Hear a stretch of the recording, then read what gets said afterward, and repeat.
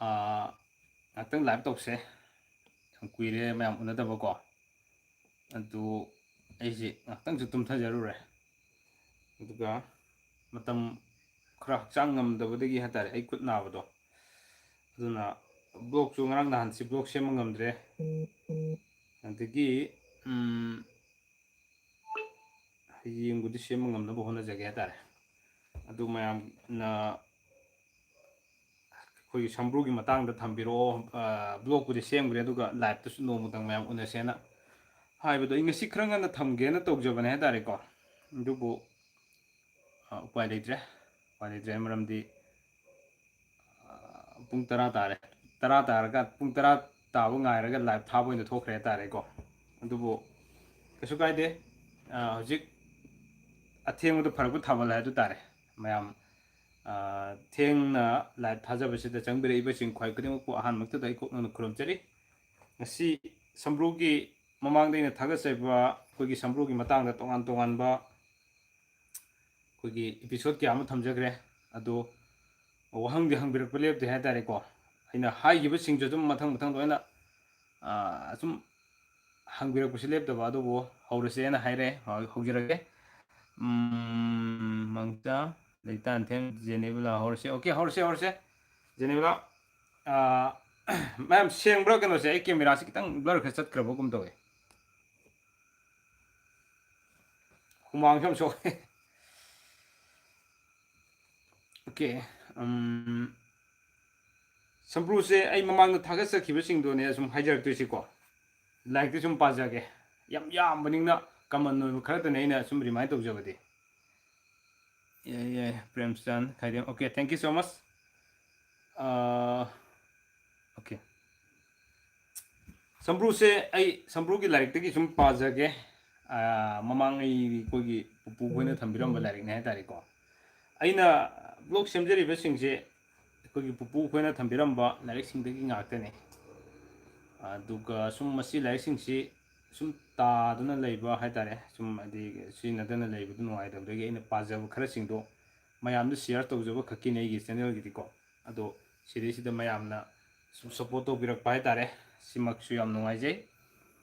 ado ahan masidi sum lokasage mai machi da Sambru ama leirabadi mai machi da haiba ko mai ini mai machi mada Sambru am leirabadi mana sidringai manungda matam ama ikhang khangawdana sel leigani hai sel fangadaba siram daina sel fangba tare ko aduga quality khara yam bada thamo mayek adum sengbane okay live thabani na khara di sengdo mandi ko adu live ka pura blog semagiri khara di khenarani ma'am adu yam kana sengdraba keno ta yingbiyo ba mayek khara wale mayek kitang wale quality khara yam bada thamo hoi isa gi phone gi koi video kayani video resolution gi quality do adu khara wangna thambiro adu yingbiyo haitare ko aduga kaya amasung leipaki aso sang inakera khunba marakta tingini hai maji ko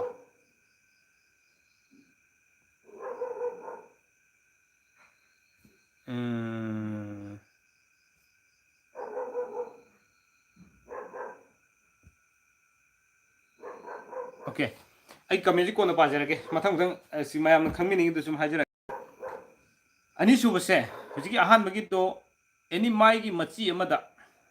ko Sambru thung batarga di habani whether oid oigira jet oigira magi falsi ko piribasi awabo oramasu nungaibu orgasu magi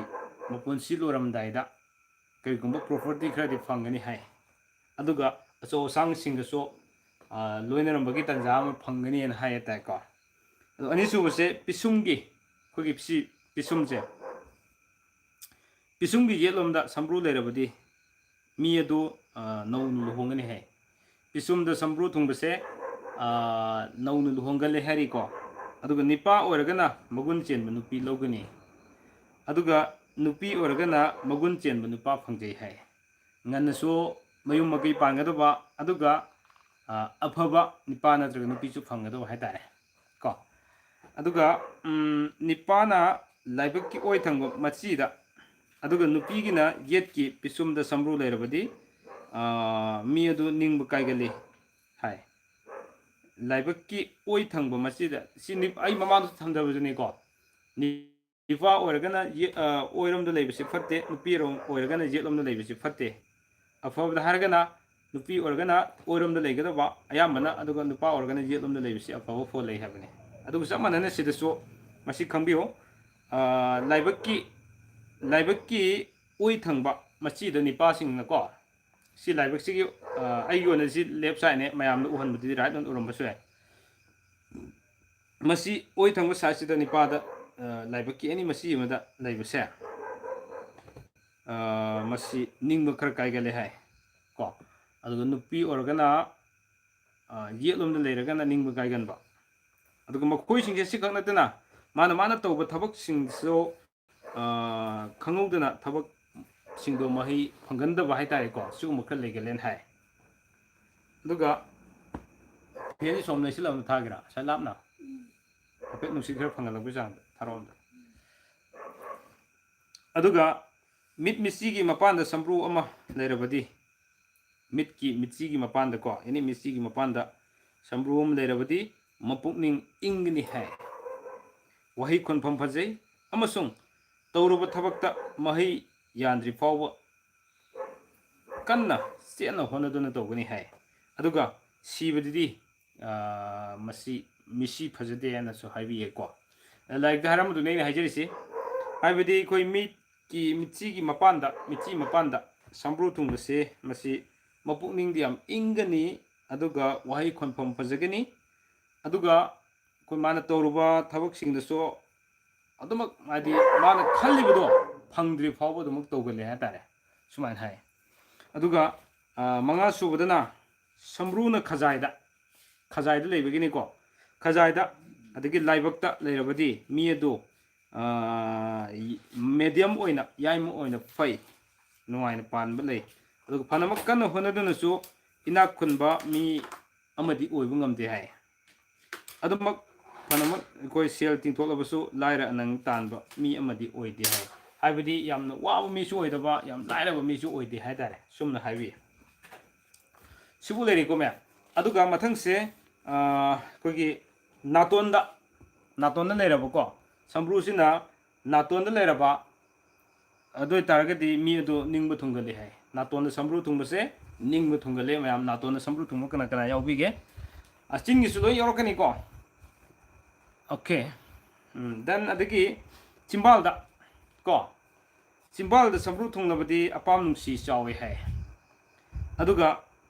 ꯀꯦꯊꯣꯛ ꯃꯧꯊꯣꯛꯄꯁꯨ ꯌꯥꯝ ꯄꯥꯝꯒꯅꯤ ꯑꯗꯨꯒ ꯄ꯭ꯔꯦꯝ ꯌꯥꯝ ꯄꯣꯛꯀꯟꯕ ꯌꯥꯝ ꯃꯤꯅꯨꯡꯁꯤ ꯆꯥꯎꯒꯟꯕ ꯑꯗꯨꯒ ꯈꯖꯤꯛꯇꯪ ꯇꯧꯕꯗ ꯌꯥꯝ ꯀꯞꯀꯟꯕ ꯍꯥꯏꯇꯥꯔꯦ ꯄ꯭ꯔꯦꯝ ꯍꯦꯛꯇ ꯄꯣꯛꯀꯟꯕ ꯑꯗꯨꯒꯨꯝꯕ ꯃꯤ ꯑꯣꯏꯒꯅꯦꯅ ꯍꯥꯏ ꯑꯗꯨꯒ ꯅꯤꯄꯥꯟ ꯁꯨꯕꯗ ꯑꯃꯨꯛ ꯑꯩꯈꯣꯏꯒꯤ ꯁꯝꯕ꯭ꯔꯨꯁꯤꯅ ꯈꯧꯔꯤꯗ ꯂꯩꯔꯕꯗꯤ ꯂꯥꯏꯔꯕ ꯅꯪꯉꯤ ꯍꯥꯏ ꯃꯤꯈꯥ ꯄꯣꯟꯅ ꯄꯥꯟꯗꯨꯅ ꯌꯥꯝ ꯋꯥꯕ ꯑꯣꯏꯒꯅꯤ ꯍꯥꯏ ꯑꯗꯨꯒ ꯁꯤꯔꯝꯗꯥꯏꯗ ꯏꯈꯪ ꯈꯪꯍꯧꯗꯅ ꯂꯟ ꯊꯨꯝ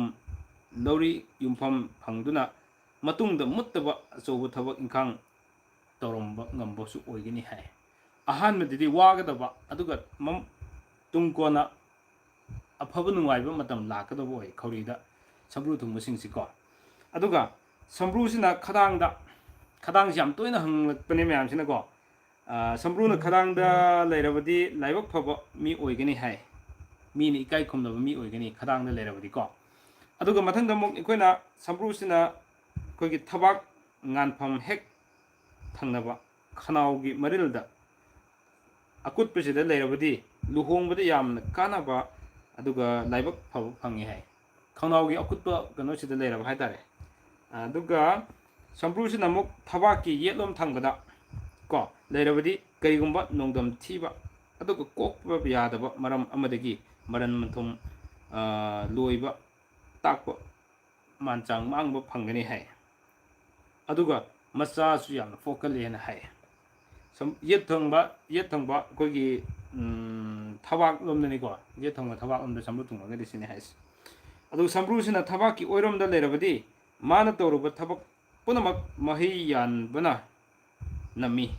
ꯃꯆꯥꯅꯤꯄꯥꯅ ꯌꯥꯝ ꯄꯣꯛꯀꯜꯂꯤ ꯍꯥꯏ ꯑꯣꯏ ꯊꯪꯕꯗ ꯂꯩꯔꯒꯅ ꯃꯆꯥꯅꯤꯄꯥꯅ ꯌꯥꯝ ꯄꯣꯛꯀꯜꯂꯤ ꯑꯗꯨꯒ ꯌꯦꯠ ꯊꯪꯕꯗ ꯂꯩꯔꯒꯅ ꯃꯆꯥꯅꯨꯄꯤꯅ ꯌꯥꯝ ꯄꯣꯛꯀꯜꯂꯤ ꯍꯥꯏ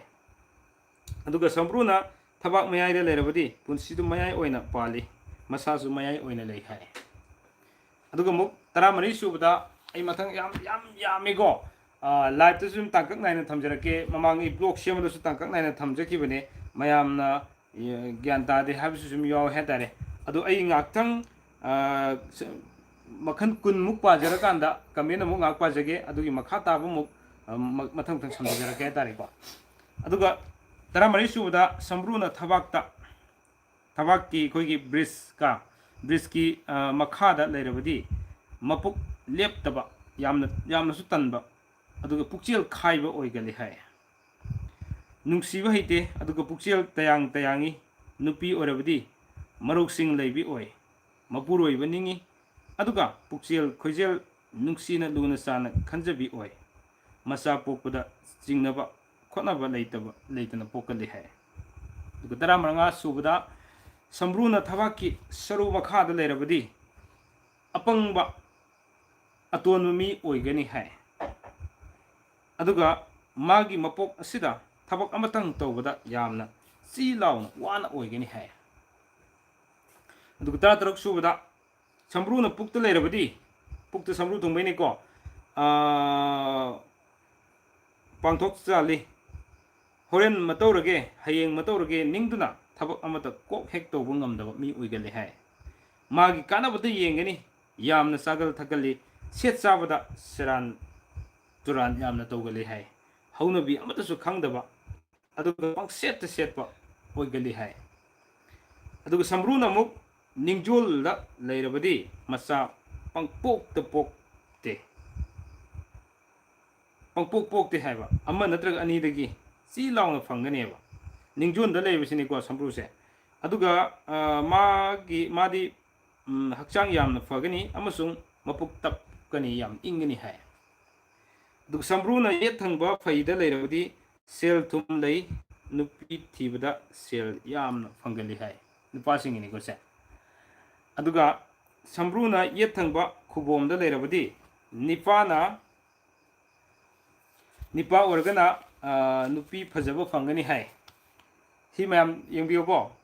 ꯅꯨꯄꯤ ꯐꯖꯕ ꯐꯪꯅꯤꯡꯕꯁꯤꯡꯗꯣ ꯁꯝꯕ꯭ꯔꯨꯅ ꯌꯦꯠ ꯊꯪꯕ ꯈꯨꯕꯣꯝꯗ ꯅꯤꯄꯥꯒꯤ ꯑꯣꯏꯅ ꯌꯦꯠ ꯊꯪꯕ ꯈꯨꯕꯣꯝꯗ ꯁꯝꯕ꯭ꯔꯨ ꯂꯩꯔꯕ ꯅꯨꯄꯤ ꯐꯖꯕ ꯐꯪꯒꯅꯤ ꯍꯥꯏ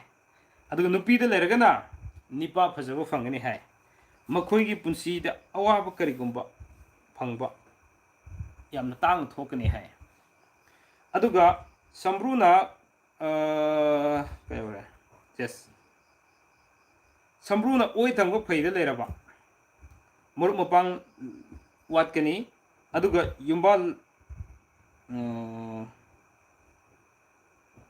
ꯌꯨꯝꯂꯣꯟꯅꯕꯁꯤꯡꯒ ꯌꯦꯡꯊꯤꯅꯕ ꯂꯝꯆꯠ ꯀꯥꯏꯔꯨꯕꯗꯒꯤ ꯃꯤꯅ ꯑꯣꯠꯄꯤꯕꯁꯨ ꯐꯪꯒꯅꯤ ꯍꯥꯏ ꯃꯌꯥꯝ ꯑꯣꯀꯦ ꯃꯊꯪ ꯍꯥꯏꯖꯔꯛꯀꯦꯀꯣ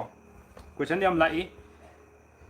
ꯑꯗꯨꯒ ꯁꯝꯕ꯭ꯔꯨꯅ ꯑꯣꯏ ꯊꯪꯕ ꯈꯨꯕꯣꯝꯗ ꯂꯩꯔꯕꯗꯤ ꯃꯄꯨꯛ ꯃꯔꯤꯟ ꯈꯥꯒꯅꯤ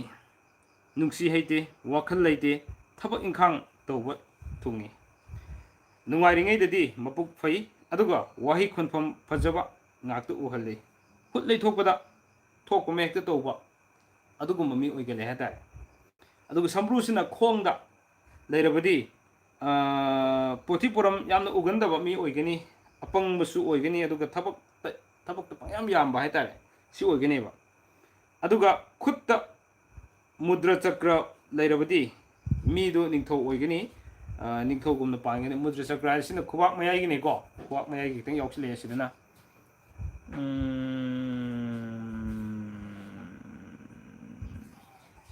okay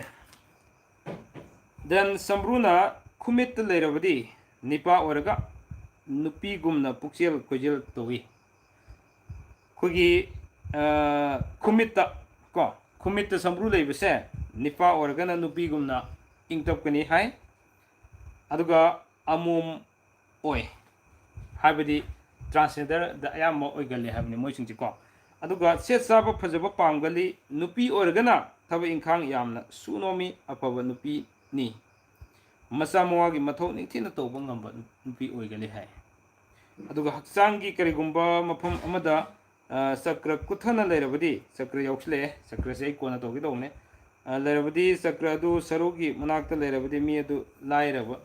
aduga tongkhatna leirabadi mi du saba setpa marangkai yamna sawna leirabadi sel thum paiba mi oigani hai aduga nipagi khujinda ko khujinda leigumna sungthoroktuna mapan satlabadi awab ikai benangi khujin mapan sabasi yauri nupi gi khujinda leiragana lei adu ngaurabadi nupi adu oktabi maning tambi oigali hai nupi gi khuba ki khubi marugi atongmada sambru tunglabadi sigi khuba ki khubi gi atongmase sigi atongmasida sambru tunglabadi sine ko madusu nupi gi oina sida sambru tungma targadi aduso nupi gi khuba ki sam okay mahakna leiru leiruba imung manung aduki asin arang oigali yet oi leirabadi mahi mayai senba mi oige animak leiba taragdi yam phaba mongonda magun yamna leiba quality yam leiba mi oigali hatare sumna phangge ko aduga ai mayam sengde dam yengjege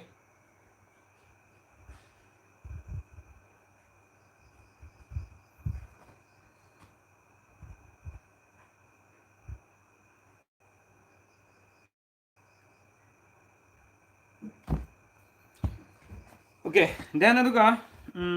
kayo kra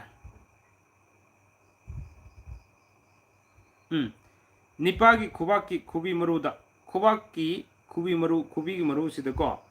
atong sida sambru thunglabadi phambi yamna phaba mine kai sukumnaba oigani aduga nipagi khadangda sambru thunglabadi masi khadang yam hangakpani ko nupa su nupi jo nipagi khadangda sambru thunglabadi mathanta nomjabana hingjaba miyoini migi matengni hingba pamdo miyoy gali hai aduga nipagi mitkha yet thangba aduga nupigina oi thangba mitkha sambru leirabadi mahakna nuksibagi damak maichak phangane mitki makha sida ko mitkha sida sambru leibase nipagi oiragana mitkha gi yet thangba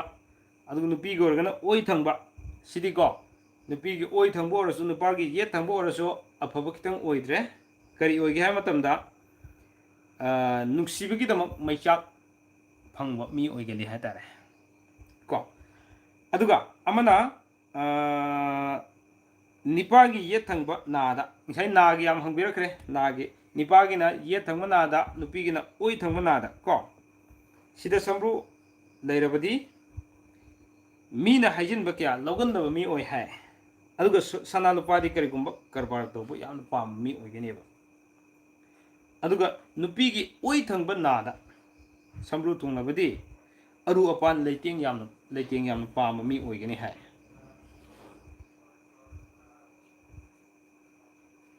okay ai asibu ngatan lokasage hojik tangkak ti ahan tangkak ki saruk se loigi do khre wali ko si mathang tang comment da bi yengjege mayam ai gi live thara comment pa dra gi dinu ma ji comment ja do mati yam leigre sidi loina pa bdi ngamroi okay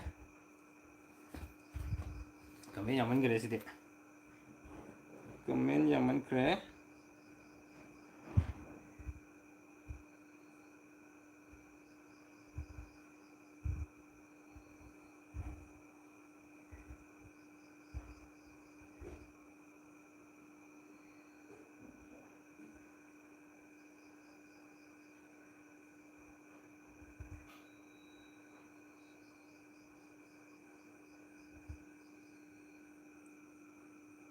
comment lo ko na para gi yaman gre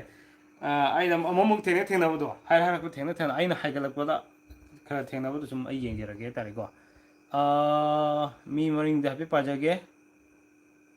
mangal maitan kesungbam mayek khara wata sing sai leire premjana leire jenibla leire mangal leire sumorjit then the real videos adum mayek sing de hai wani okay Natonda okay Asem Navachandra okay Kari Jennifer Lorembam Saya Henja Roman Ningthauja Sumila Ningthaujam Disexet Pukrambam Saya Devi Indira Sorokhaibam Pukrambam Ay matang matang pajaragi ma'am Bimola Lima Farooq Khan Karanajit Kudungum Yam Lakpi Kre ma'am thank you so much Aida Suyam yung birong ni Hajarudre Al Makata Jarage Doide Siki Takakse Aina Sambrugi se Takak Tare Nipan Tongna ay blog on Semja Krabaneko Ado Aina Matamdu Kitan Kudumsa Kitabumna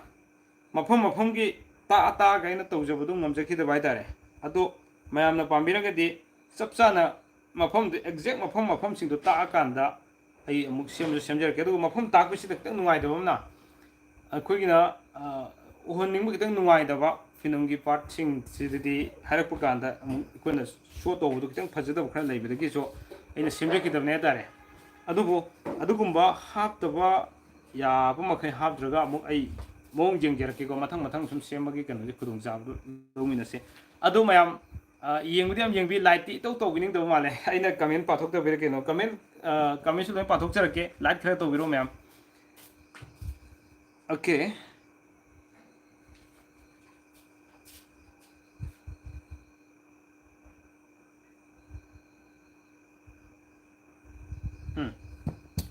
Next. Misagi Nagi Matang Yokrico. Nagi Matangda, Lactuise. Sambruna mid Matakta Tungnabadi, Magna Nuxijaba, Mioiga Tungagani High, Marabuxiam Favo Igani High. Adu Sambruna couldn't be Matunda Tungbuga. Sorry, couldn't be Matunda, Kujinga Tainabada Tungabadi, so a sang Yam San Mi Oigani High. Adu Nupina Oida Tungabadi, Hariba Fall, Sikasamanana, so a sang the Chanbo Oigani High. Aduga couldn't bigi. Tangi Maigi Mapada Tunglabadi, Eva Quatpada Puning Sangba Aduga Lari Eva Yam Pamjaba Mi Oigali Hai, Eva Baba go. Adu Simbalgi Makada was it Hungry rating the Jackie that Simbalgi Makasi go. Simbalgi Makada Sambru Lerabadi Migi Mikatana Hingi Aduga Asoi Batavak Torubadagi, Puning Nusiva Mingwanda Haijabagi, Saruk Fangi Hai. Okay, Yeksalai. Okay, thank you so much. Sonia Junam, thank you so much. Double Sanasam, Marjit Waikom, thank you so much. Okay, Loin Hajarake. And then Aduga Matangda. What to say, Kayagre? Chimbal Maka. Chimbalgi Maka, Siju Yam Twin Hakane. Chimbalgi Makada, Sambru Lerabadi, Migi Makatani Hingbo Oigani Hai. Aduga. Asoiba Tabak Toro Badagi, Puning Nusiba, Mingon the Hijabagit, Saru Yam Fangani Hai. Simbal Makada Tumusiko. Aduga, Sambruna Makagi, Haksang Matonda, Tunglabadi, Kambi Iho Yamna Pangali. Aduga Lona Viada, Marimatagi, Musing Nusibadagi, Tamoida, Waba Pow Nangali Hai. Kogi Mena, private pata, Tumbaginico, private party. Maton Tangu Saruxida Nipagi Makagi Lum Anigi Makada Tunglabadi Ahanbada Masani Pafangi Hai Aduga Sambruna Koigi Makada Saninda Tunglabadi Mahaki Lejabapumba Mahaki Nuxibada Katok Kanbo Wigali Go Aduga Mukso Sambruna Nupigi Yetangba Koigi Yetangba Breski Matonda Tunglabadi Nipagi Nuxi Meshak Puba Mi Oi Hai Aduga Ibada Hybrid no lightning the hybrid no I the do in English the Kra Habasum happen and I understand to belong in it Tareko Aduga Sambruna Kuning the Tungabadi Lamtu Yam the Satpa Koiba Pamba Mioini Saugali Wakal Kantabo Yam the Watkini Hai Aduga Nipana Pukta Sa Natraga Sambru Mapam Sauna Lerabadi Maring Zendi Kaba Aduga Saba Takpa Wataba Yamna Inakun Madi Oide ꯕꯥꯞꯅ ꯁꯥꯕ ꯋꯥꯈꯜꯅ ꯄꯨꯛꯅꯤꯡ ꯇꯥꯎꯒꯟꯕ ꯈꯪꯒꯟꯕ ꯃꯤꯑꯣꯏ ꯑꯣꯏꯒꯜꯂꯤ ꯍꯥꯏ ꯑꯗꯨꯒ ꯆꯤꯟꯕꯥꯟꯒꯤ ꯃꯊꯛꯇ ꯁꯝꯕ꯭ꯔꯨ ꯊꯨꯡꯂꯕꯗꯤ ꯃꯔꯥꯏꯕꯛ ꯐꯕ ꯃꯤ ꯑꯣꯏ ꯑꯆꯧ ꯑꯁꯥꯡꯅ ꯆꯥꯜꯂꯤ ꯅꯨꯄꯤ ꯑꯣꯏꯔꯕꯗꯤ ꯃꯋꯥ ꯃꯄꯨꯔꯣꯏꯕꯅ ꯃꯍꯥꯛꯀꯤ ꯃꯋꯥ ꯍꯣꯏ ꯍꯥꯏꯗꯤ ꯃꯍꯥꯛꯀꯤ ꯋꯥ ꯌꯥꯝꯅ ꯇꯥꯕꯤꯕ ꯃꯤ ꯑꯣꯏꯒꯅꯤ ꯍꯥꯏ ꯅꯤꯄꯥꯅ ꯑꯣꯏꯒꯤ ꯈꯨꯗꯣꯟꯕꯤꯗ ꯁꯝꯕ꯭ꯔꯨ ꯊꯨꯡꯂꯕꯗꯤ ꯃꯍꯥꯛꯀꯤ ꯂꯧꯒꯗꯧꯔꯤꯕ ꯅꯨꯄꯤ ꯑꯗꯨꯅ ꯃꯉꯣꯟꯗꯒꯤ ꯍꯩꯁꯤꯡꯕ ꯍꯦꯜꯂꯤ ꯍꯥꯏ ꯁꯤ ꯃꯌꯥꯝ ꯆꯦꯛꯁꯤꯟꯕꯤꯌꯣ ꯌꯦꯡꯕꯤꯍꯧꯔꯣ ꯃꯌꯥꯝ ꯀꯅꯥ ꯀꯅꯥ ꯂꯩꯕꯤꯒꯦ ꯌꯦꯡꯉꯣ ꯅꯤꯄꯥꯅ ꯑꯣꯏ ꯊꯪꯕ ꯈꯨꯗꯣꯟꯕꯤꯗ ꯁꯤ ꯈꯨꯗꯣꯟꯕꯤꯁꯤꯒꯤ ꯑꯣꯏ ꯊꯪꯕꯗ ꯁꯝꯕ꯭ꯔꯨ ꯊꯨꯡꯂꯕꯗꯤ ꯅꯤꯄꯥꯁꯤꯡꯅꯀꯣ ꯑꯗꯨ ꯑꯣꯏꯕ ꯇꯥꯔꯒꯗꯤ ꯅꯨꯄꯤ ꯑꯗꯨꯅ ꯃꯉꯣꯟꯗꯒꯤ ꯍꯩꯁꯤꯡꯕ ꯌꯥꯝꯅ ꯍꯦꯟꯒꯠꯂꯤ ꯍꯥꯏꯕ ꯑꯗꯨꯒ ꯂꯥꯏꯕꯛꯀꯤ ꯁꯔꯨꯛꯇ ꯁꯝꯈꯣꯡꯒ ꯇꯥꯏꯅꯕꯗ ꯁꯝꯕ꯭ꯔꯨ ꯊꯨꯡꯂꯕꯗꯤ ꯑꯦꯅꯤ ꯄꯥꯔꯠꯁ ꯂꯥꯏꯕꯛꯀꯤ ꯁꯤꯒꯤ ꯁꯝꯈꯣꯡ ꯁꯤ ꯄꯔꯦꯡꯁꯦ ꯁꯤꯒꯤ ꯄꯔꯦꯡꯁꯤꯗ ꯁꯝꯕ꯭ꯔꯨ ꯊꯨꯡꯂꯕꯗꯤ ꯁꯤꯅꯤꯀꯣ ꯁꯝꯈꯣꯡꯒ ꯇꯦꯡꯅꯅ ꯁꯝꯕ꯭ꯔꯨ ꯊꯨꯡꯂꯕꯗꯤ ꯍꯧꯈ꯭ꯔꯕ ꯇꯧꯈ꯭ꯔꯕꯁꯤꯡ ꯑꯃꯁꯨꯡ ꯂꯥꯛꯀꯗꯕ ꯊꯕꯛꯀꯤ ꯑꯋꯥꯕ ꯋꯥꯈꯜꯅ ꯆꯤꯟꯇꯥ ꯇꯧꯕ ꯃꯤꯑꯣꯏ ꯌꯥꯝꯅ ꯑꯣꯏꯒꯜꯂꯤ ꯍꯥꯏ ꯃꯉꯣꯟꯗ ꯅꯤꯡꯉꯝꯗꯕ ꯋꯥꯈꯜ ꯌꯥꯝꯅ ꯐꯪꯒꯟꯕ ꯑꯣꯏꯒꯅꯤ ꯍꯥꯏ ꯀꯣ ꯑꯗꯨꯒ ꯑꯩꯈꯣꯏꯒꯤ ꯊꯥꯖꯤꯜꯒꯤ ꯑꯀꯨꯠꯄ ꯃꯄꯥꯗ ꯀꯣ ꯊꯥꯖꯤꯜꯒꯤ ꯑꯀꯨꯠꯄ ꯃꯄꯥꯗ ꯃꯄꯥ ꯆꯥꯅ ꯁꯝꯕ꯭ꯔꯨ ꯐꯖꯅ ꯊꯨꯡꯂꯕꯗꯤ ꯃꯤꯅꯨꯡꯁꯤ ꯂꯩꯕ ꯃꯤꯑꯣꯏꯅꯤ ꯂꯦꯡꯗꯤ ꯄꯥꯜꯂꯤꯕꯁꯤꯡꯒꯤ ꯃꯔꯝꯗ ꯊꯤꯖꯤꯟꯕ ꯈꯪꯕ ꯄꯥꯝꯕ ꯑꯃꯁꯨꯡ ꯌꯣꯛꯈꯠꯄ ꯄꯥꯝꯕ ꯑꯗꯨꯒꯨꯝꯕ ꯑꯣꯏꯔꯒ ꯃꯤꯒꯤ ꯋꯥꯕ ꯎꯔꯒ ꯊꯃꯣꯏ ꯌꯥꯝꯅ ꯁꯣꯟꯕ ꯃꯤꯑꯣꯏꯅꯤ ꯃꯍꯥꯛꯅ ꯊꯦꯡꯅꯔꯨꯕ ꯑꯋꯥꯕꯁꯤꯡꯒꯤꯗꯃꯛ ꯃꯍꯥꯛꯁꯨ ꯁꯔꯨꯛ ꯌꯥꯗꯨꯅ ꯂꯩꯊꯣꯛꯄ ꯉꯝꯃꯤ ꯃꯄꯤ ꯅꯧꯏ ꯄꯨꯛꯅꯤꯡ ꯅꯨꯡꯁꯤꯒꯟꯕ ꯑꯣꯏꯒꯜꯂꯤ ꯍꯥꯏ ꯁꯨꯝꯅ ꯑꯥꯔ ꯀꯦ ꯑꯦꯁ ꯑꯕꯤꯅꯥꯁ ꯌꯥꯝ ꯆꯨꯝꯃꯦ ꯊꯦꯡꯛ ꯌꯨ ꯁꯣ ꯃꯁ ꯗꯤꯗꯥ ꯁꯦꯛꯁ ꯀꯣ ꯑꯗꯒꯤ ꯗꯕꯜ ꯁꯅꯁꯝ ꯑꯩꯒꯤ ꯃꯤꯠꯀꯤ ꯃꯈꯥꯗ ꯃꯤꯠꯀꯤ ꯍꯥꯏꯖꯈ꯭ꯔꯕꯅꯦ ꯁꯤꯕꯨ ꯂꯩꯖꯔꯦ ꯃꯈꯥ ꯇꯥꯅ ꯑꯃꯨꯛ ꯍꯥꯏꯖꯔꯛꯀꯦ ꯑꯩꯈꯣꯏꯒꯤ ꯂꯥꯏꯕꯛꯀꯤ ꯃꯌꯥꯏꯗ ꯆꯞ ꯆꯥꯅ ꯁꯝꯕ꯭ꯔꯨ ꯊꯨꯡꯂꯕꯀꯣ ꯂꯥꯏꯕꯛꯁꯤꯒꯤ ꯃꯌꯥꯏꯃꯛꯇꯗ ꯁꯝꯕ꯭ꯔꯨ ꯊꯨꯡꯕ ꯇꯥꯔꯒꯗꯤ ꯆꯞ ꯆꯥꯅ ꯁꯝꯕ꯭ꯔꯨ ꯊꯨꯡꯕ ꯇꯥꯔꯒꯗꯤ ꯅꯤꯄꯥ ꯑꯣꯏꯔꯒꯅ ꯌꯥꯝꯅ ꯐꯕ ꯑꯣꯏꯒꯅꯤ ꯍꯥꯏ ꯂꯥꯏꯕꯛꯇ ꯁꯝꯕ꯭ꯔꯨ ꯊꯨꯡꯕꯁꯦ ꯃꯌꯥꯏ ꯆꯞ ꯆꯥꯅ ꯁꯝꯕ꯭ꯔꯨ ꯊꯨꯡꯕꯁꯦ ꯖꯁ ꯂꯥꯏꯛ ꯑꯩꯈꯣꯏꯒꯤ ꯃꯤꯇꯩ ꯆꯟꯗꯣꯟ ꯊꯤꯟꯕꯗꯣ ꯑꯗꯨꯃꯥꯏꯅ ꯍꯥꯏꯇꯥꯔꯦꯀꯣ ꯑꯗꯨꯏ ꯃꯄꯥꯒꯨꯝꯕꯗ ꯑꯣꯏꯔꯁꯨ ꯃꯌꯥꯏꯁꯤ ꯃꯄꯥ ꯆꯞ ꯆꯥꯅ ꯁꯝꯕ꯭ꯔꯨꯕꯨ ꯊꯨꯡꯉꯗꯤ ꯌꯥꯝꯅ ꯐꯕ ꯃꯤ ꯑꯣꯏ ꯂꯛ ꯌꯥꯝ ꯂꯩꯕ ꯃꯤ ꯑꯣꯏ ꯅꯤꯡꯊꯧ ꯑꯣꯏꯕꯒꯤ ꯃꯒꯨꯟ ꯃꯉꯣꯟꯗ ꯄꯤꯒꯅꯦꯕ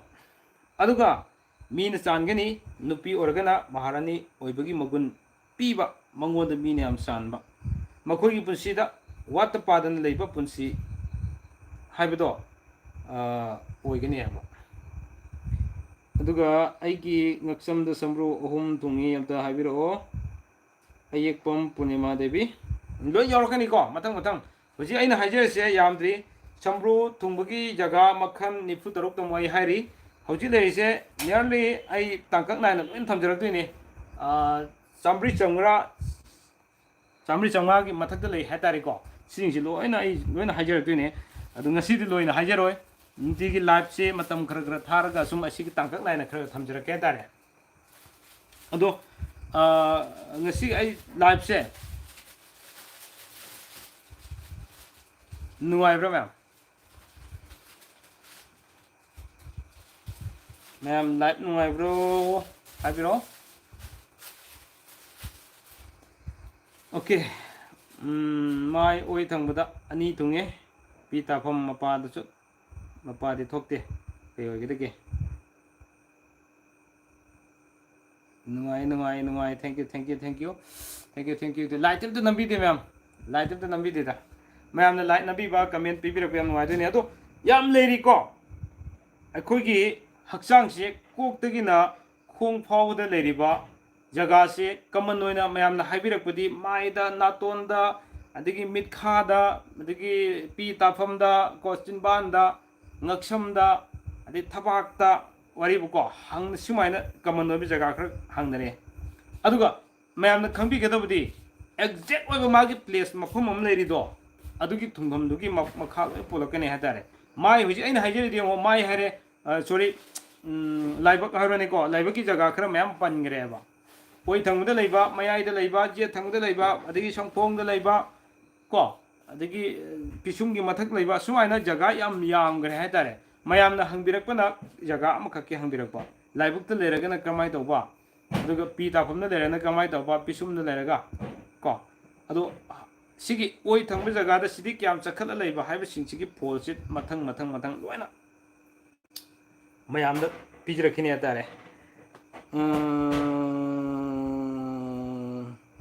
सोनिया हंगसी करम हे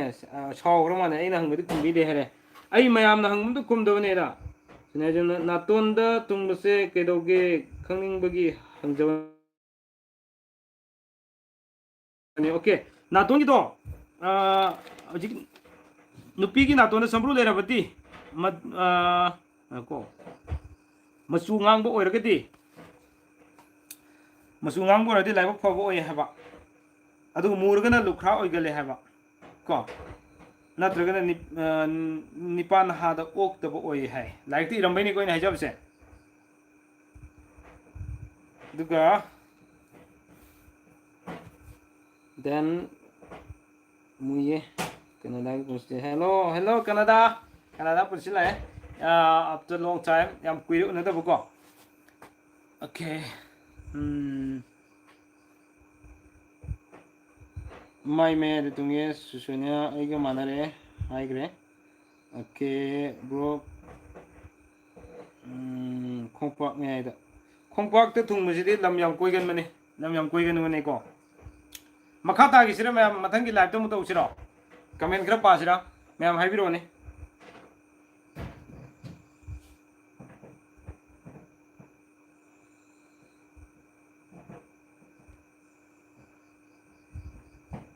ओके यामनदि लेरिए सिगी लाइक सेमा तो सिगी लाइक से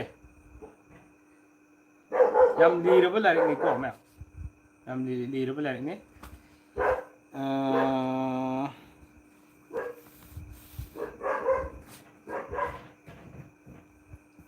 कई लमदगिनो मुक्तंग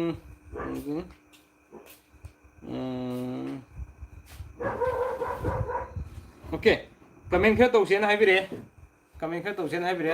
आई हानगी कमेंट लौखसरोगी मखा तब कमेंट अम आई यंगजरगे मैं वारो बिरोय हौजिफु लेबिबसिंदो कमेंट नौना इबिरो तारेको कमेंट नौ पाजगे रोबोट्स मोरांगथेम नुपागिसु कमेंट पाबियु नुपागिसु कमेंट पाजरी अविनाश कोई कई कोई कमेंट लोइन पावने ब्रो फोन नंबर हाबिरो ओके ओ आई फोन नंबर हाजरके 700598396 700598396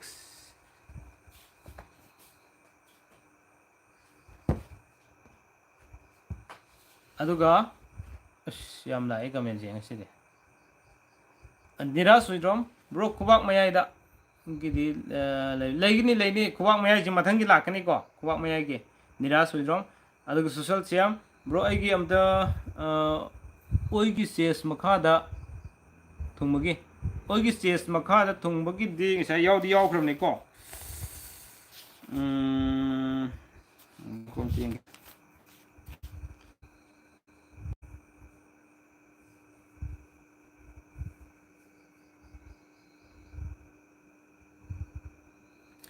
थबा म तौबदा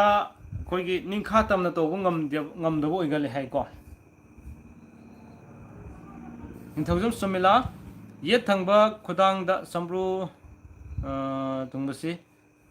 नुपीगी हाइबिरो ये थंगबा खदांगदा खदांगी यावदि यावखने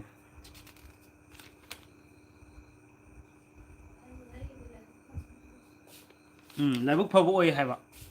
को अदुगा रील्स वीडियो माइदा संब्रो अहुम थुंगी अहुम दुदा ख्वाइदगी सेंग करमनो सेंग मदुगी जगह फोल लौगदबनी को खदांग थुंबगी अफब ओय अदुगा चिंबाल मखादा मयाइदा सब चाना चिंबाल मखादो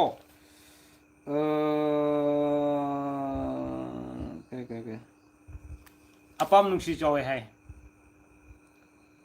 खदांग थुंबगी खदांग लाइबक फब ओय खदांग थुंबगी को अदुगा कुति येंबीबगी खुदोंचाबो लेब्रो मदो आई कनमता हाइजगे अदुगी मतंग सेंदोकचगे को मैम आई तौजद्री मदुगी थबक तो मदु ꯑꯩꯒꯤ ꯑꯍꯜ ꯂꯃꯟꯁꯤꯡ ꯂꯩꯔꯤ ꯐꯥꯎꯒꯤ ꯑꯣꯏꯅꯗꯤ ꯃꯗꯨ ꯇꯧꯕ ꯌꯥꯗꯕ ꯑꯃꯈꯛ ꯂꯩꯕ ꯍꯥꯏꯇꯥꯔꯦꯀꯣ ꯑꯗꯨꯅ ꯑꯩ ꯄꯥꯏꯖꯗꯕꯅꯤ ꯃꯌꯥꯝ ꯋꯥꯔꯧꯕꯤꯔꯣꯏ ꯑꯗꯨꯒ ꯕ꯭ꯔꯣꯁꯦ ꯀꯔꯤ ꯂꯝꯗꯩꯅꯣ ꯑꯕꯤꯅꯥꯁ ꯑꯩ ꯍꯩꯔꯣꯛꯇꯒꯤꯅꯤ ꯌꯦꯠ ꯊꯪꯕ ꯁꯦꯒ꯭ꯔꯥꯛꯇ ꯆꯝꯕ꯭ꯔꯨ ꯊꯨꯡꯅꯕ ꯁꯦꯒ꯭ꯔꯥꯛꯀꯤꯁꯦ ꯍꯌꯦꯡ ꯂꯥꯛꯀꯅꯤꯀꯣ ꯍꯌꯦꯡ ꯉꯥꯏꯃꯤꯟꯅꯁꯦ ꯑꯩ ꯅꯨꯡꯇꯤꯒꯤ ꯂꯥꯏꯚ ꯊꯥꯖꯔꯛꯀꯦ ꯍꯩꯔꯣꯛꯇꯒꯤꯅꯤ ꯑꯣꯀꯦ ꯊꯦꯡꯛ ꯌꯨ ꯖꯦꯅꯤꯕꯦꯂꯥ ꯑꯗꯨꯒ ꯁꯨꯅꯥꯃꯤ ꯃꯥꯏꯒꯤ ꯃꯈꯥ ꯑꯣꯏꯔꯝ ꯊꯪꯕꯗ ꯃꯈꯥꯗ ꯅꯠꯇꯦ ꯑꯩꯒꯤꯁꯦ ꯑꯣꯏꯅꯤ ꯒ꯭ꯌꯥꯟ ꯇꯥꯗ꯭ꯔꯦ ꯑꯩꯒꯤ ꯀꯩ ꯍꯥꯏꯅꯣ ꯃꯊꯛꯇ ꯊꯨꯡꯕꯒꯤꯗꯤ ꯍꯥꯏꯕ ꯀꯩꯅꯣꯝ ꯍꯥꯏꯔꯤ ꯑꯗꯒꯤ ꯕꯤꯃꯣꯜ ꯁꯤꯡ ꯂꯨꯈꯝ ꯌꯦꯠ ꯊꯪꯕꯗ ꯅꯛꯁꯦꯞꯇ ꯁꯝꯕ꯭ꯔꯨ ꯂꯨꯈꯝꯒꯤꯁꯦ ꯍꯌꯦꯡ ꯂꯥꯛꯀꯅꯤꯀꯣ ꯍꯌꯦꯡꯒꯤ ꯇꯥꯡꯀꯛꯇ ꯌꯥꯝ ꯌꯥꯝꯕꯅꯤꯅ ꯑꯃꯨꯛ ꯈꯟꯒꯠꯄꯁꯨ ꯑꯃꯨꯛ ꯈꯟꯒꯠꯄ ꯑꯣꯏꯔꯗꯤ ꯃꯊꯪ ꯉꯁꯤꯐꯥꯎꯗ ꯍꯥꯏꯈꯤꯕꯁꯤꯡꯗꯣ ꯑꯗꯨꯒꯤ ꯔꯤꯄ꯭ꯂꯥꯏ ꯄꯤꯖꯒꯦꯕ ꯍꯌꯦꯡꯒꯤ ꯇꯥꯡꯀꯛꯀꯤ ꯑꯃꯨꯛ ꯃꯌꯥꯝ ꯀꯃꯦꯟ ꯄꯥꯃꯤꯟꯅꯕꯒꯤ ꯇꯥꯟꯖꯥꯗꯨ ꯂꯧꯃꯤꯟꯅꯁꯦ ꯑꯩ ꯍꯥꯏꯖꯔꯒꯀꯣ ꯆꯨꯝꯃꯦꯍꯦ ꯊꯦꯡꯛ ꯌꯨ ꯕ꯭ꯔꯣ ꯑꯩꯒꯤ ꯅꯤꯔꯥꯖ ꯋꯤꯗ꯭ꯔꯣꯝ ꯆꯦꯁꯀꯤ ꯁꯦꯒ꯭ꯔꯥꯛꯀꯤ ꯇꯥꯏꯅꯕꯗ ꯁꯦꯒ꯭ꯔꯥꯛꯀꯤꯁꯦ ꯍꯌꯦꯡ ꯍꯥꯏꯖꯒꯦꯀꯣ ꯌꯦꯠꯀꯤ ꯅꯥꯔꯨꯝꯗ ꯅꯥꯔꯨꯝꯒꯤꯁꯨ ꯌꯥꯎꯗ꯭ꯔꯤ ꯍꯌꯦꯡ ꯍꯥꯏꯖꯒꯦ ꯕ꯭ꯔꯣ ꯑꯃꯨꯛꯇꯒ ꯅꯥꯇꯣꯜ ꯁꯨꯃꯥꯡꯗ ꯆꯝꯕ꯭ꯔꯨ ꯊꯨꯡꯕꯁꯦ ꯅꯥꯇꯣꯜ ꯁꯨꯃꯥꯡꯒꯤꯁꯨ ꯌꯥꯎꯗ꯭ꯔꯤ ꯅꯥꯇꯣꯟꯒꯤꯗꯤ ꯖꯒꯥ ꯑꯃ ꯌꯥꯎꯈ꯭ꯔꯦꯀꯣ ꯑꯩꯒꯤꯗꯣ ꯑꯃꯨꯛꯇ ꯍꯥꯏꯕꯤꯔꯛꯑꯣ ꯀꯔꯝꯕꯅꯣ ꯅꯥꯇꯣꯟꯗ ꯊꯨꯡꯕꯁꯦ ꯍꯥꯏꯕꯤꯔꯛꯑꯣ ꯅꯥꯀꯟ ꯅꯥꯀꯟ ꯑꯅꯤꯃꯛꯇ ꯑꯅꯤ ꯊꯨꯡꯉꯦ ꯍꯥꯏꯕꯤꯔꯛꯑꯣ ꯈ꯭ꯋꯥꯏꯗꯒꯤ ꯁꯦꯡꯕꯗꯣ ꯀꯔꯝꯕꯅ ꯌꯦꯡꯕꯤ ꯑꯗꯨꯒꯤ ꯀꯩꯅꯣ ꯂꯧꯒꯗꯕꯅꯤꯀꯣ ꯅꯥꯇꯣꯟꯒꯤꯗꯣ ꯑꯃꯨꯛꯇꯪ ꯆꯦꯛ ꯇꯧꯖꯒꯦ ꯍꯌꯦꯡꯁꯨ ꯌꯥꯎꯔꯛꯀꯅꯤ ꯅꯥꯇꯣꯟꯒꯤ ꯖꯒꯥ ꯍꯧꯖꯤꯛꯀꯤꯁꯤꯅ ꯖꯒꯥ ꯑꯃꯈꯛꯀꯤ ꯌꯥꯎꯈꯤꯕꯅꯤ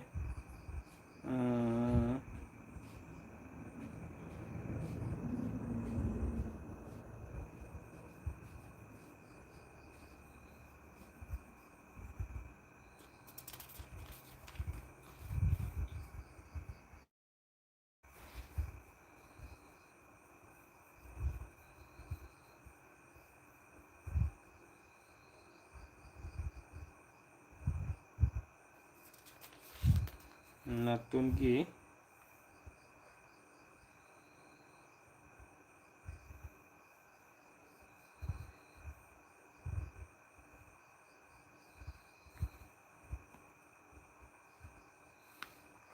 ꯅꯨꯡꯁꯤꯅꯕ ꯃꯤꯒ ꯊꯨꯡꯅꯒꯜꯂꯦ ꯍꯥꯏꯕ ꯑꯃ ꯍꯥꯏꯔꯤ ꯅꯥꯇꯣꯟꯒꯤꯁꯤꯀꯣ ꯑꯗꯒꯤ ꯑꯣꯏꯒꯤ ꯅꯥꯇꯣꯜ ꯌꯦꯠꯀꯤ ꯃꯈꯥꯗ ꯅꯥꯡꯒꯟꯗ ꯑꯆꯧꯕꯗ ꯑꯃ ꯊꯨꯡꯉꯤ ꯂꯣꯏꯕ ꯅꯥꯏꯔꯔꯣꯏ ꯁꯤꯗꯤ ꯀꯃꯦꯟ ꯃꯌꯥꯝꯁꯤ ꯀꯃꯥꯏꯅ ꯇꯧꯅꯤ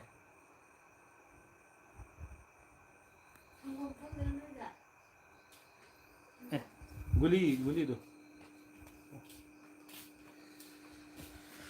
ꯑꯣꯀꯦ ꯃꯌꯥꯝ ꯁꯤꯒꯤ ꯃꯈꯥ ꯇꯥꯕꯁꯦ ꯁꯨꯃꯥꯏꯅ ꯇꯧꯁꯦ ꯇꯥꯡꯀꯛꯀꯤ ꯑꯩ ꯑꯃ ꯊꯝꯖꯒꯦ ꯃꯌꯥꯝ ꯌꯥꯕꯤꯅꯤꯡꯉꯁꯨ ꯍꯥꯏꯕꯤꯔꯛꯑꯣꯀꯣ ꯀꯩꯅꯣ ꯇꯧꯔꯤꯁꯤꯅ ꯀꯥꯏ ꯑꯗꯨꯝ ꯆꯪꯈ꯭ꯔꯦ ꯑꯣꯀꯦ ꯇꯥꯡꯀꯛꯀꯤ ꯌꯥꯝ ꯁꯥꯡꯕ ꯅꯠꯇꯕꯤꯗ ꯇꯥꯡꯀꯛꯀꯤ ꯂꯥꯏꯐꯁꯦ ꯁꯨꯃꯥꯏꯅ ꯄꯨꯡꯈꯥꯏꯃꯨꯛꯁꯦ ꯅꯨꯡꯇꯤꯒꯤ ꯉꯥꯏꯍꯥꯛ ꯊꯝꯃꯒ ꯃꯌꯥꯝꯒꯁꯨ ꯀꯃꯦꯟꯁꯤ ꯉꯥꯏꯍꯥꯛ ꯄꯥꯅꯕ ꯑꯗꯨꯒ ꯁꯤꯒꯤ ꯃꯈꯥꯗ ꯑꯩꯅ ꯁꯤꯒꯤ ꯂꯥꯏꯚꯁꯤ ꯄꯣꯁ ꯇꯧꯔꯀꯥꯟꯗ ꯑꯞꯂꯣꯗ ꯇꯧꯔꯕ ꯃꯇꯨꯡꯗ ꯀꯃꯦꯟ ꯂꯥꯛꯄꯁꯤꯡꯗꯣ ꯑꯗꯨꯒꯤ ꯔꯤꯄ꯭ꯂꯥꯏꯗꯣ ꯑꯩ ꯃꯊꯪ ꯄꯤꯖꯕ ꯉꯝꯖꯅꯕ ꯍꯣꯠꯅꯖꯔꯛꯀे ꯑꯗꯨꯒ ꯑꯍꯦꯟꯕ ꯑꯀꯨꯞꯄ ꯍꯪꯕꯤꯅꯤꯡꯕꯁꯤꯡꯗꯣ ꯍꯧꯖꯤꯛ ꯑꯩꯅ ꯄꯤꯖꯔꯤꯕ ꯃꯣꯕꯥꯏꯜ ꯅꯝꯕꯔꯗꯣ ꯑꯗꯨꯗ ꯑꯗꯨꯝ ꯃꯌꯥꯝ ꯍꯪꯕꯤꯔꯛꯑꯣ ꯍꯥꯏꯇꯥꯔꯦꯀꯣ ꯑꯗꯨꯃꯥꯏꯅ ꯇꯧꯁꯦ ꯅꯠꯇ꯭ꯔꯗꯤ ꯑꯩ ꯃꯌꯥꯝꯒꯤ ꯀꯃꯦꯟꯁꯦ ꯂꯣꯏꯅ ꯄꯥꯍꯟ ꯂꯩꯔꯗꯤ ꯍꯌꯦꯡ ꯅꯣꯡꯉꯥꯟꯗꯧꯔꯦ ꯍꯥꯏꯇꯥꯔꯦꯀꯣ ꯑꯣꯀꯦ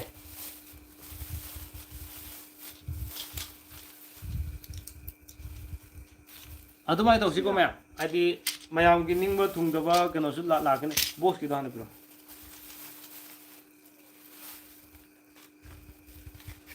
ꯑꯣꯀꯦ ꯑꯗꯨꯗꯤ ꯃꯌꯥꯝ ꯉꯁꯤꯒꯤ ꯇꯥꯡꯀꯛꯁꯦ ꯍꯌꯦꯡꯒꯤ ꯇꯥꯡꯀꯛ ꯑꯃꯗ ꯑꯃꯨꯛ ꯑꯩꯈꯣꯏ ꯂꯥꯏꯚꯇ ꯎꯃꯤꯟꯅꯅꯕ ꯇꯧꯁꯦ ꯉꯁꯥꯏꯒꯤ ꯑꯩꯒꯤ ꯄꯤꯖꯈꯤꯕ ꯅꯝꯕꯔꯗꯣ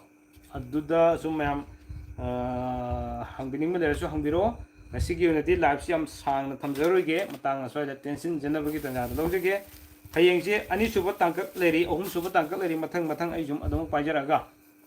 ꯃꯊꯪꯒꯤꯗ ꯍꯌꯦꯡꯒꯤꯗꯗꯤ ꯈꯔ ꯁꯥꯡꯅ ꯄꯥꯏꯕ ꯌꯥꯕ꯭ꯔꯥ ꯌꯦꯡꯒꯦ ꯑꯗꯨꯃꯥꯏꯅ ꯇꯧꯁꯦ ꯂꯣꯏꯅꯃꯛ ꯑꯩꯈꯣꯏꯒꯤ ꯔꯤꯄ꯭ꯂꯥꯏ ꯄꯤꯗꯨꯅ ꯂꯩꯕꯗꯤ ꯑꯩ ꯉꯝꯖꯔꯣꯏꯗꯕꯅꯤꯅ ꯋꯥꯔꯧꯕ ꯈꯔꯁꯨ ꯑꯗꯨꯃꯛ ꯂꯥꯛꯑꯅꯤ ꯋꯥꯔꯧꯕꯒꯤ ꯀꯃꯦꯟꯁꯨ ꯌꯥꯝ ꯂꯥꯛꯑꯦ ꯑꯗꯨꯅꯅꯦ ꯑꯩꯅ ꯍꯥꯏꯖꯔꯤꯁꯦ ꯑꯗꯨꯅ ꯁ꯭ꯋꯥꯏꯗ ꯇꯦꯟꯁꯤꯟꯖꯔꯁꯦ ꯃꯌꯥꯝ ꯃꯌꯥꯝꯒꯤ ꯀꯃꯦꯟ ꯁꯨꯝ ꯏꯕꯤꯔꯣ ꯑꯩ ꯔꯤꯄ꯭ꯂꯥꯏ ꯄꯤꯕ ꯉꯝꯅꯕ ꯍꯣꯠꯅꯖꯔꯛꯀꯦ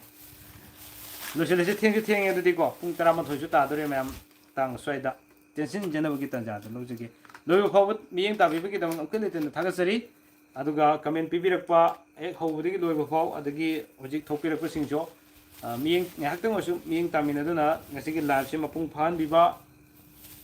ꯁꯤꯒꯤꯗꯃꯛ ꯆꯦꯅꯦꯜꯁꯤꯒꯤ ꯃꯥꯏꯀꯩꯗꯒꯤ ꯉꯝꯈꯩ ꯂꯩꯇꯅ ꯊꯥꯒꯠꯆꯔꯤ ꯍꯥꯏꯕ ꯋꯥꯐꯝꯗ ꯊꯝꯖꯔꯒ ꯃꯇꯥꯡ ꯑꯁ꯭ꯋꯥꯏꯗ ꯇꯦꯟꯁꯤꯟꯖꯒꯦ ꯊꯦꯡꯛ ꯌꯨ ꯑꯦꯚ꯭ꯔꯤꯋꯥꯟ ꯒꯨꯗ ꯅꯥꯏꯠ ꯍꯌꯦꯡ ꯄꯨꯡ ꯀꯌꯥꯗ ꯑꯣꯀꯦ ꯑꯩ ꯄꯨꯡ 8ꯗ ꯊꯥꯖꯅꯕ ꯍꯣꯠꯅꯖꯒꯦ ꯌꯥꯔꯤꯃꯈꯩ ꯄꯨꯡ 8ꯁꯦ ꯑꯩ ꯊꯥꯕ ꯉꯝꯕ꯭ꯔꯥ ꯌꯦꯡꯖꯒꯦ ꯉꯝꯗ꯭ꯔꯒꯗꯤ 8ꯗꯩꯅ 10 ꯐꯥꯎ ꯃꯅꯨꯡꯁꯤꯗ ꯁꯨꯝ ꯑꯩ ꯊꯥꯅꯕ ꯍꯣꯠꯅꯖꯔꯛꯀꯦꯀꯣ ꯌꯥꯔꯤꯃꯈꯩꯗꯤ 8ꯗ ꯊꯥꯅꯕ ꯍꯣꯠꯅꯖꯒꯦ ꯉꯥꯏꯃꯤꯟꯅꯁꯤ ꯑꯣꯀꯦ ꯒꯨꯗ ꯕꯥꯏ